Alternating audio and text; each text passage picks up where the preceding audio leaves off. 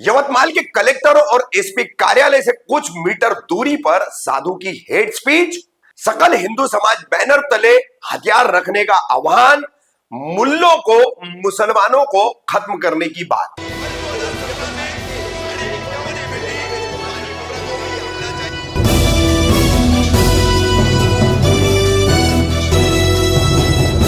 रफीक कामदार हिंदुस्तानी reporter में आपका स्वागत है। देश में अब मुसलमानों के खिलाफ अनाप शनाप बकना, उनकी धार्मिक पहचान को लेकर के और उसको मिटाने को लेकर ललकार लगाते रहना एक फैशन सा बन गया है और एक के बाद एक अब इसमें खुद को साधु कहने वाले, संत कहने वाले लोग बढ़ते जा रहे हैं। आइए, यवतमाल में हाल ही में एक कार्यक्रम रखा गया था, सकल हिंदू समाज बैनर तले रखा गया। ये कार्यक्रम बांग्लादेश हिंदू न्याय यात्रा के नाम पर था। बांग्लादेश के हिंदुओं के लिए न्याय यात्रा का आयोजन था। इसमें ये साधु भाषण कर रहा है। साधु का पूरा भाषण सुनिए। और ये कलेक्टर ऑफिस है यवतमाल का और एसपी ऑफिस उसके चंद मीटर दूरी पर ये हिंदू न्याय यात्रा की सभा हुई है और उसमें इन साधु महाराज ने ये तमाम बोल बोले हैं। अब जाहिर सी बात है कि किसी भी तरह का सुप्रीम कोर्ट के आदेशों के बावजूद हेट स्पीच का कोई संज्ञान नहीं लिया जाएगा और ना ही कोई कार्रवाई की जाएगी। भारतीय की सब अपने अपने घरों में हथियार रखेंगे। हमारी सनातन पद्धति में जो हथियार होते हैं, हमारे पूजा योग्य जो हथियार होते हैं, तलवार, भाला, और कौन कलेक्टर ऐसा है जो उसकी परमिशन नहीं देता? अगर नहीं दे तो हमको बताइए, हम परमिशन दिलाएंगे। घर में 5 लोग हैं तो 5 तलवार होनी चाहिए।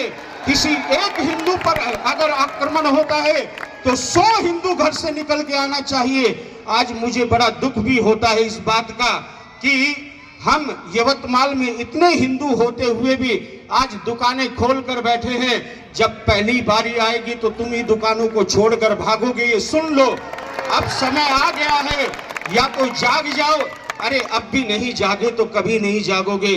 आज समय है, पत्थर का जवाब पत्थर से दीजिए, नहीं तो भारत की अस्मिता मिट जाएगी। अब समय वो नहीं है कि आप शास्त्र से समझाएंगे, आप धर्म से समझाएंगे, नहीं, अब मुंह तोड़ जवाब दिया जाएगा। मैं तो प्रधानमंत्री जी को भी कहता हूं, क्यों खरीद रहे हो रूस से आप राफेल? 30-30 हजार करोड़ रुपया देश का लगाकर तुम्हें राफेल खरीद रहे हो। मौका है अभी। रूस ने किससे पूछा था यूक्रेन पे युद्ध करने के लिए? आज तुम क्यों हो चुप बैठे हो? छोड़ो 2-4 राफेल को। अगर उसका जवाब ये भी हो जाएगा, जो हमने 30-30 हजार करोड़ रुपए लगाकर जो हथियार खरीदे हैं, एक बार चलाकर देखो, कहीं आगे बड़ा युद्ध आ गया तो फुस भी हो सकते हैं। तो एक बार ट्रायल लेकर देखो। 8 घंटे में बांग्लादेश का नामो निशान मिट जाएगा। अगर तुम्हारे में ताकत नहीं है तो 8 घंटे के लिए भारत की सेना को मुझे दो, मैं 8 घंटे में बांग्लादेश को खत्म करके छोड़ूंगा। केवल और केवल मात्र हथियार खरीदने से काम नहीं होगा। बहुत खरीद लिए हथियार, फैक्ट्री है भारत के पास में हथियार बनाने की। यहाँ का एक एक मानव हथियार है। एक बार आप ललकार कर तो देखिए, बांग्लादेश में अगर हमारा एक एक आदमी थूकने भी लगा तो बाढ़ आ जाएगी। भारत के पास में इतनी सेना है।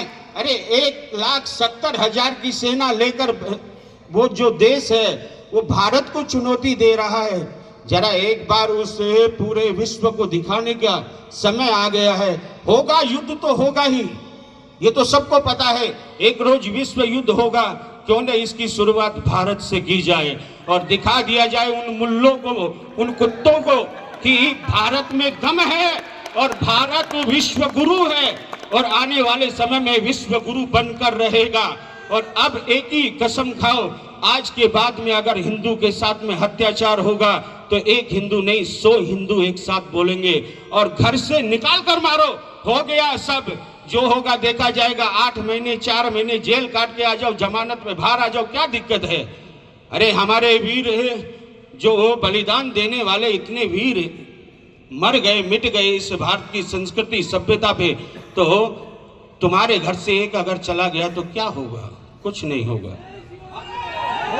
ये माँ भारती ऐसी है कि और भी लाल उत्पन्न करेगी, परंतु अपमान बर्दाश्त मत करो मेरे भाई बहन, नहीं तो समय एक रोज वो आएगा जो बांग्लादेश में बैठा हुआ वो कुत्ता मौलवी जिसने बोला है कि दिल्ली से जिहाद आरंभ करो, वो समय नजदीक आ सकता है।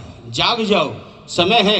योगी जी ने कहा ना, बटोगे तो कटोगे, ये बात सही है। एक हो जाओ। पहले हिंदू एक था तो कोई आंख उठाकर देखने वाला नहीं था। आज हिंदू बट गया है, धर्म में बट गया है, जाति में बट गया है।